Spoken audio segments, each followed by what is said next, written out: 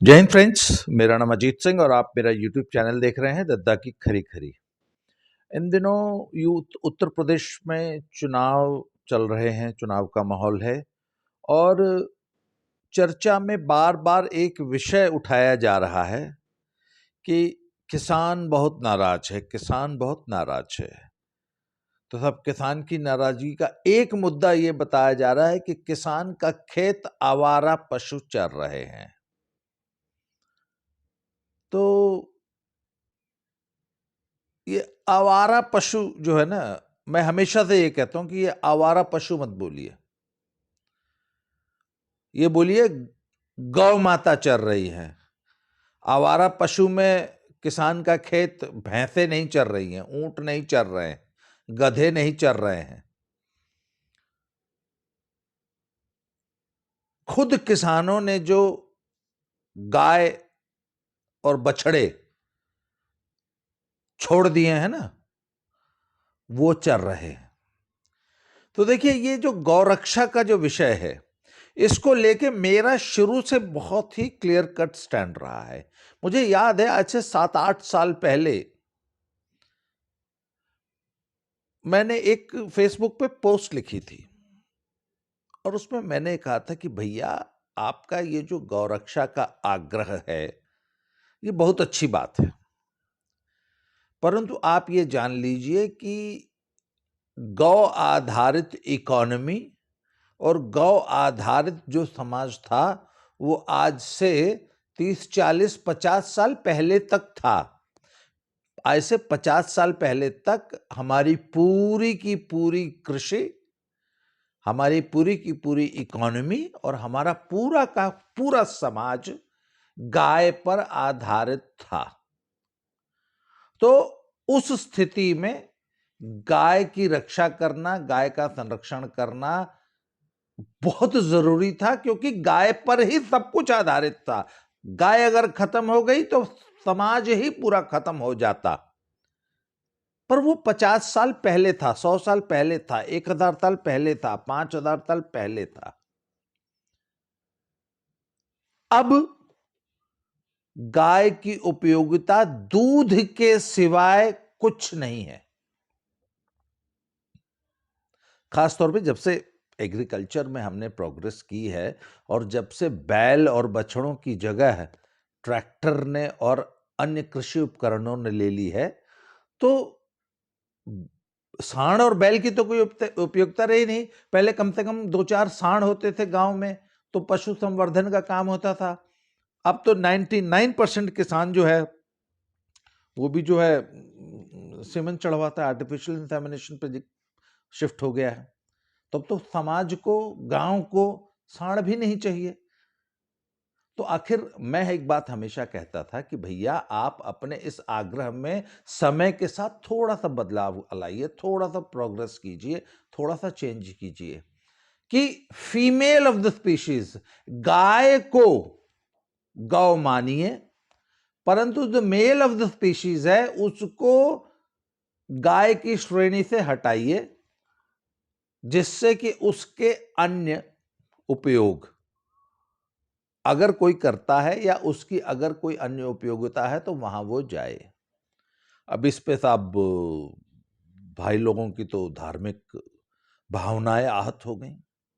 और मुझे याद है साहब, मेरी उस पोस्ट पे 750 गालियों के कमेंट आए थे। ये 7-8 साल पुरानी है। तो मैं हमेशा एक बात, अच्छा आपको मतलब अपना तो सब बड़ा काम है, बड़ा खरी खरी सच बात बोलना। तो मैंने कहा भैया, सिर्फ गो रक्षा का झंडा उठा लेने से गाय की रक्षा हो जाएगी? ठीक है, आप सारे स्लॉटर हाउसेस बंद कर दोगे। 15 करोड़ कैटल, कैटल माने जो गौधन है, उसकी संख्या 15 करोड़ है इस देश में, जिसमें से हम ये मान लेते हैं कि लगभग 7-8 या 9-10 करोड़ गाय होंगी, बैल कम होंगे, सांड कम होंगे।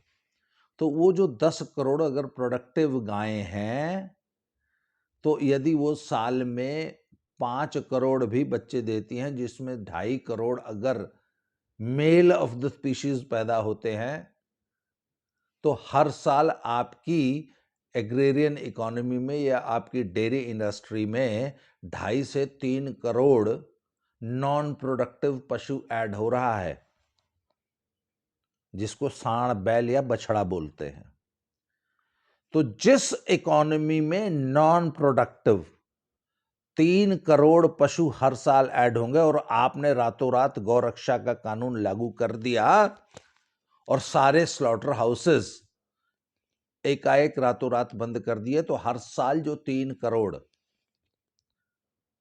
पशु नॉन प्रोडक्टिव ऐड होता जाएगा आपकी इकोनॉमी में, उस 3 करोड़ पशु का खर्चा कौन उठाएगा? और 5 साल के अंदर उनकी संख्या हो जाएगी था 15 करोड़। तो 15 करोड़ प्रोडक्टिव गायें और 15 करोड़ ही नॉन प्रोडक्टिव बैल, बछड़े और सांड। तो आप ये बताइए कि क्या आपकी एग्रेरियन इकोनॉमी उन 15 करोड़ बैल, बछड़े, सांड का बोझ उठाने के लिए तैयार है? What will be the cost of those 15 crore cattle on your agriculture? आखिर 15 करोड़ गाय, बैल, बछड़े जो नॉन प्रोडक्टिव है, उनको खिलाने का काम तो आपकी एग्रीकल्चर पे ही तो पड़ेगा। उनके लिए हरा चारा या सूखा चारा इंडियन एग्रीकल्चर ही तो प्रोवाइड कराएगी। तो क्या एग्रीकल्चर 15 करोड़ नॉन प्रोडक्टिव बैल, बछड़ों को खिलाने की स्थिति में है? अगर नहीं है तो आखिर इनका खर्चा कहां से आएगा?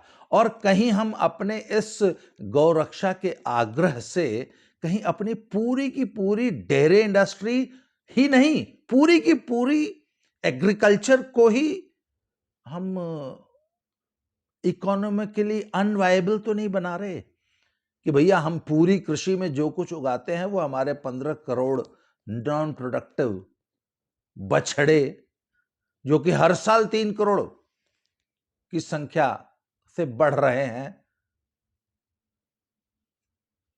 आज 15 हैं तो कल 18 करोड़ हो जाएंगे, उसके बाद 21 करोड़ हो जाएंगे, उसके बाद 24 करोड़ हो जाएंगे, 10 सालों में ये 30 करोड़ संख्या हो जाएगी, 35 करोड़ हो जाएगी। तो इनको, इन 35 करोड़ नॉन प्रोडक्टिव बछड़ों को कौन खिलाएगा? सब मैंने ऐसे थोड़े से अप्रिय सवाल अपनी उस फेसबुक पोस्ट में पूछ लिए। अब इनका जवाब तो किसी के पास है नहीं, तो साहब लगे मुझे गरियाने। ये जो मेरे जितने दर्शक श्रोता ये वीडियो देख रहे होंगे, इनमें से बहुतों को वो पोस्ट याद होगी, बहुत पुरानी बात नहीं है। खैर साहब, योगी जी आ गए। योगी जी ने साहब आनंद फानंद में आते ही जो है गौरक्षा कानून अपने यूपी में लागू कर दिया और अन्य स्टेट्स में भी लागू है। और साहब फिर अचानक हमने देखा कि हर गांव में 20-25 बैल, बछड़े खेतों में चरने लगे। तो मुझे अच्छी तरह याद है, जो भाजपा विरोधी, स्पेशली जो यादव जी लोग थे ना, वो हम भाजपाइयों को चिढ़ाने के लिए बोलते हैं, देखा देखा योगी जी खेत चरत हुआ। कोई सांड बछड़ा अगर हमारे खेत में घुस जाता था ना, तो ये लोग हमको छेड़ते थे, है देखा तुम्हारे योगी जी हमारे खेत चरत हुआ, कि तुम्हारे योगी जी हमारे खेत में घुसे हुए और चर रहे हैं। तो सब ये तंज सुनते हुए हमको 5 साल हो गए। अच्छा, हमारे गांव में भी क्या हुआ, एक दिन हमने देखा कि अचानक सुबह उठ के देखे तो हमारे सिवान में, हमारे खेतों में 15-20 बछड़े रातों रात पता नहीं कहां से आ गए और हमारे खेतों में चर रहे हैं और सारी फसल बर्बाद कर दी। तो जब पता लगाने की कोशिश की तो बोले साहब रात में एक ट्रक आया था और वो ट्रक हमारी नहर की पुलिया पे वो 15-20 उतार गया। अब साहब वो 1 महीने तक वो उत्पात रहा गांव में, पूरा गांव मिलकर उनको, एक हमारे यहाँ रेलवे स्टेशन है उस लाइन उस पार हाँक देता था, तो अगले दिन वो हमारी तरफ हाँक देते थे, हम उनकी तरफ हाँक देते थे, वो हमारी तरफ हाँक देते थे। तो सब फिर बाद में पता लगा कि अरे आजकल लौकत ना हुआ। बोला वो एक दिन ट्रेन आ रही थी तो 5-7 तो उस ट्रेन से कट गए। बोला बाकी, कहते फिर बाकी वो उधर हमारे यहाँ से करीब 10-15 किलोमीटर दूर एक मुसलमानों की बस्ती है, तो हमारे बगल के गांव के कुछ लोगों ने बाकायदा उन बछड़ों को पकड़ पकड़ के उनको सौंप दिया कि भैया इनसे हमारा पिंड छुटाओ। ये एकदम सही घटना बता रहा हूं। अगर आपको सच सुनने की आदत नहीं है तो आपको ये बहुत, मेरी बात फिर से बुरी लग सकती है। ये फैक्ट है कि किसानों ने उन बछड़ों को पकड़ पकड़ के उनको सौंप दिया कि भैया इनसे इनका निस्तारण करो और इनसे हमारा पिंड छुड़ाओ। तो साहब वो जो गौरक्षा का जिनका आग्रह है ना, मैं उनसे एक बात कहता हूं कि भैया, बोला सरकार कुछ इनके लिए कर नहीं रही है। मैंने कहा एक बात बताओ ना, सरकार क्यों करेगी? गौरक्षा का आग्रह किसका है? हिंदू समाज का है ना। मैं मुसलमानों को तो गौरक्षा से कोई मतलब नहीं, उनके लिए तो ये सिर्फ एक भोजन है। गौरक्षा का आग्रह तो आपका है ना, गाय तो आपकी मां है ना, तो भैया उसकी व्यवस्था भी आप ही करेंगे। और लोग कहते हैं ना कि साहब योगी जी खेत चल रहे हैं। अरे भैया, योगी जी को सड़क पे छोड़ा किसने? अगर आवारा पशु हमारे खेत चर रहे हैं तो वो आवारा पशु किसने छोड़े? हमने ही तो छोड़े।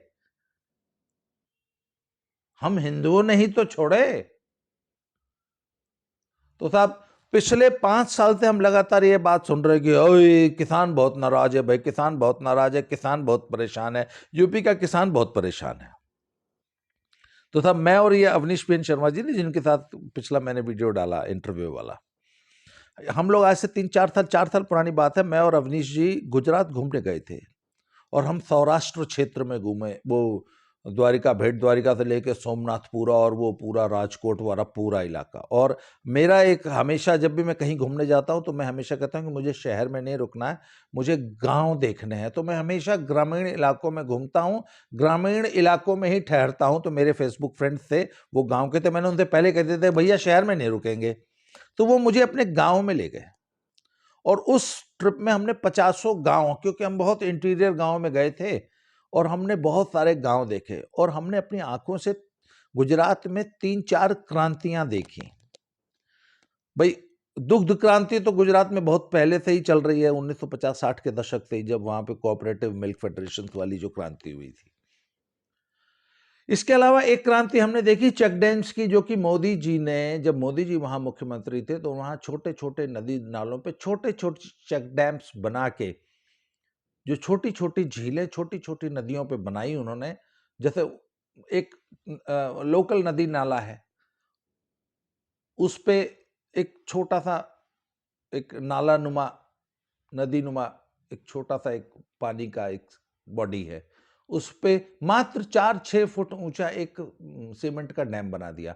उससे क्या हुआ कि लगभग आधा किलोमीटर लंबी और लगभग 100 मीटर चौड़ी एक झील तैयार हो गई। और उस एक नाले पे ही 20 जो है चेक डैम्स बना दिए। और ऐसे वहां पे सैकड़ों नहीं हजारों छोटी छोटी नदियां नाले हैं, क्योंकि गुजरात की जमीन पूरी प्लेन नहीं है, समतल नहीं है।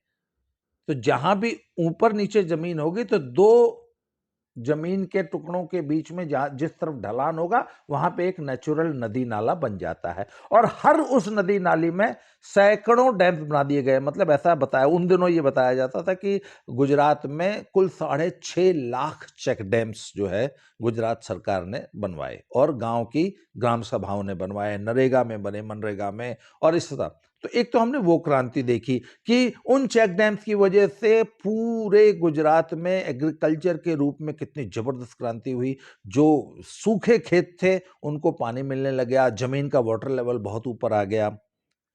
तो एक तो साहब हमने वो देखा गुजरात में। दूसरा, एक गुजरात में एक बहुत बड़ी जो हमने एक चीज देखी, वो देखी कि गुजरात के हर गांव में एक बहुत बड़ी गौशाला है, जो कि प्राचीन पारंपरिक गौशाला है। उसके अगर आप उसका इतिहास पूछेंगे तो बोले साहब ये गौशाला जो है पिछले 200 साल से चल रही है, 100 साल से चल रही है। कुछ नए गांव में 50-60 साल पुरानी गौशालाएं हैं। कितनी बड़ी गौशाला है? हमने वहां की कम से कम 20 गौशालाएं देखी। उसमें कम से कम हर गौशाला में कम से कम 500 गाय। तो जैसे हम गेट पे देखने पहुंचते थे ना, वो सारी गाय ये सोच के कि कोई आया है तो कुछ खाने को देगा, तो सारी गाय गेट पे खड़ी हो जाती थी आके। तो हमने कहा अरे बाप रे बाप, इतनी सारी गायें। तो मैंने कहा ये गांव, बोला ये जी गौशाला को हमारा गांव मैनेज करता है पूरा। तो उन्होंने बोला, मैंने बोला कि आखिर इतनी सारी गायों के लिए चारा? बोले जी हमारे यहाँ एक सामाजिक सिस्टम है कि प्रत्येक किसान अपनी क्षमता अनुसार, अगर उस बिल्कुल छोटा किसान है तो एक ट्रॉली, एक ट्रैक्टर ट्रॉली भर के जो है घास भूसा दे देगा। अगर बड़ा किसान है तो 2-4 ट्रक दे देगा। इस तरह सैकड़ों ट्रक भूसा, भूसा किस चीज का, स्पेशली वहां पे जैसे मूंगफली की खेती होती है, तो जो मूंगफली का भूसा होता है वो वहां बहुत भारी मात्रा में होता है।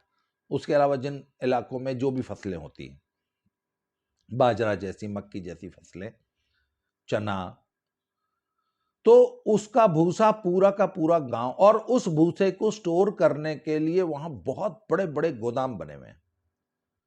इसके अलावा हर किसान, हर नागरिक गांव की उस गौशाला में एक निश्चित रकम हर साल देता है, और वो निश्चित रकम गांव की ही वो पूरी कमेटी उसको रन करती है। और मेरे मित्र ने बताया कि गुजरात के हर गांव में एक गौशाला है, और हर गौशाला के अकाउंट में, बैंक अकाउंट में लाखों नहीं, 1-8 करोड़ रुपया पड़ा है। कहते जो गरीब से गरीब गांव की भी जो गौशाला होगी ना, उसके पास कम से कम 25-30, 40-50 लाख रुपए की एफडी होगी। मेरे जो गुजराती मित्र हैं जो मेरे इस वीडियो को देख रहे हैं, वो कमेंट बॉक्स में मेरी इस बात को अप्रूव करेंगे, हाँ भरेंगे कि हाँ आप सही कह रहे हैं, मुझे ऐसा बताया गया। तो कहते हैं कि गरीब से गरीब गांव के की गौशाला के पास भी 30-40 लाख के फिक्स्ड डिपॉजिट होते हैं, प्लस बहुत बड़े बड़े गोदामों में भूसा भरा होता है। और पूरा गांव अपने आवारा पशुओं की, या अपने जो गायें दूध से सूख जाती हैं, बूढ़ी गायों की, वहां पे वो अपनी गाय को वहां बाकायदा जमा कराता है, कोई भी खुले में नहीं छोड़ता है। और जब अपनी बूढ़ी गाय को जमा कराता है तो गौशाला के नाम अपनी इच्छा अनुसार, अपनी सामर्थ्यानुसार 1000-2000 रुपए की पर्ची कटाता है। हर साल एक ट्रैक्टर घास भूसा गौशाला को दान करता है। तो मुझे आप एक बात बताइए ना, यदि गुजरात में यह व्यवस्था पिछले 50-100 साल से लागू है और सफलतापूर्वक लागू है, तो यूपी बिहार में इस व्यवस्था को लागू करने को कौन रोक रहा है?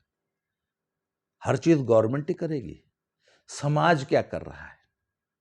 पहली बात तो भाई, अगर गाय तुम्हारी माता है तो अपनी माता को अपने घर में रखो, उसको आवारा सड़क पे छोड़ो मत, किसी का खेत चरने के लिए छोड़ो मत, और अगर छोड़ रहे हो तो फिर रो मत, और सिर्फ रोने से कुछ नहीं होगा।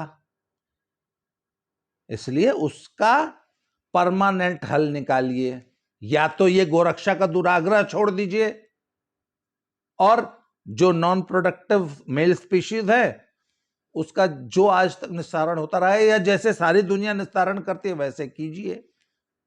अब लोग कहते हैं साहब, बहुत भोथरे भोथरे तर्क दिए जाते हैं कि साहब गोबर से इतनी प्रोडक्टिविटी हो जाती है, गाय वो बैल से जो है इतनी बिजली हो जाती है। साहब ये फालतू की बातें हैं, सब थ्योरेटिकल बातें हैं। बहुत से लोगों ने ऐसे क्लेम किया कि साहब एक गाय से हम इतना, एक बैल से हम इतना इतना प्रोडक्शन ले लेंगे। ये सब सारी थ्योरीज मौके पर फेल हो गई हैं। आज तक मैंने कहीं नहीं देखा है, किसी गौशाला में नहीं देखा है, किसी शोध संस्थान में नहीं देखा है कि एक बैल जितने का रोजाना भूसा घास खाता है उतना वो अपने श्रम से या अपने गोबर और मूत्र से उसके बराबर इकोनॉमिक प्रोडक्शन दे सके। ये प्रैक्टिकली इम्पॉसिबल बात है। अब आपको बुरी लगे तो अच्छी बात है, अच्छी लगे तो अच्छी बात है।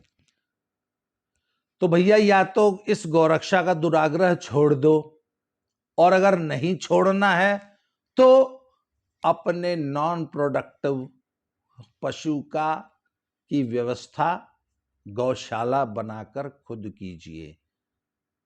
आप अगर उसको समाज में लोगों का खेत चरने के लिए खुला छोड़ते हैं तो फिर उसके लिए सरकार को गाली मत दीजिए।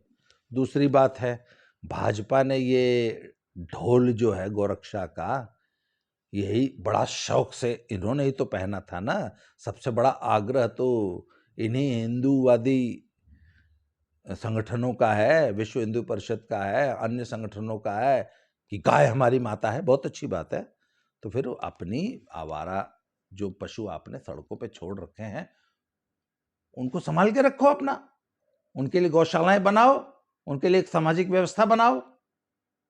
लोग बड़े बड़े भौथरे तर्क देते हैं, अच्छा माँ बाप बूढ़े हो जाएंगे तो क्या उनको भी स्लॉटर हाउस भेज दोगे? मैंने कहा नहीं भेजेंगे। पर बात यह ना कि मुझे मालूम है कि मेरे माँ बाप जब 65 साल के हो जाएंगे तो बूढ़े हो जाएंगे, तो मुझे अपने माँ बाप को अगले 30 साल तक, 90 साल तक अगर वो जिएंगे तो उनको सपोर्ट करने के लिए इतने बजट की जरूरत है। पर डेयरी फार्म में, अच्छा मुझे एक बात बोलो ना कि मेरी तो एक माँ और एक बाप है और अगले 30 साल तक उन्हीं को मुझे सपोर्ट करना है। आपके पास 10 गायों की डेयरी है तो इस बार 5 बछड़े हो गए। अगर मुझे ये गारंटी हो ना कि भैया ये 5 बछड़े अब सारी जिंदगी मुझे खिलाने हैं, मैं उसकी व्यवस्था कर लूंगा, नहीं भेजूंगा स्लॉटर हाउस। पर अगले साल फिर 5 और आ जाएंगे, 10 हो जाएंगे। फिर अगले साल फिर 5 और आ जाएंगे, क्योंकि 10 गाय है ना। 10 में से अगर हर गाय हर साल बच्चा देगी तो 5 मेल होंगे, 5 फीमेल होंगे। तो मेरी गौशाला में भैया, मेरी डेयरी फार्म में थोड़े दिनों में 25 सांड हो जाएंगे। अब उनको अगर अब उनका निस्तारण मैं कैसे करूं? तो ने बोला वो आर्टिफिशियल इंसेमिनेशन में ऐसा सीमन आता है, 1500 रुपए का आता है, जिसमें लगाओ तो फिर वो मेल स्पीशीज होती ही नहीं है। अरे भैया वो इंजेक्शन अभी इंडिया में आया नहीं है, आया होगा तो कुछ लोग लगवा रहे होंगे तो हमें पता नहीं है। 60 रुपए का सीमन चढ़ता है गांव में, गांव का किसान 60 रुपए का, वो जो बैफ वाला होता है, वो डॉक्टर का खर्चा वर्चा मिला के 100-150 रुपए का मान लीजिए पड़ता है एक बार सीमन चढ़ाने में। गांव का किसान बेचारा वो 150 रुपए तो अफोर्ड कर नहीं पाता, तो 1500 रुपए का वो सीमन चढ़वाएगा। उसमें भी कुछ 90% श्योरिटी ही होती है कि बछिया ही होगी, बछड़ा नहीं होगा। और एक बार अगर वो सीमन से कंसीव नहीं किया गाय ने तो अगली बार फिर 1500 लगवाएगा, दूसरी बार भी नहीं किया, तीसरी बार लगवाएगा 1500। 100 रुपये वाला तो वो लगवा नहीं पाता।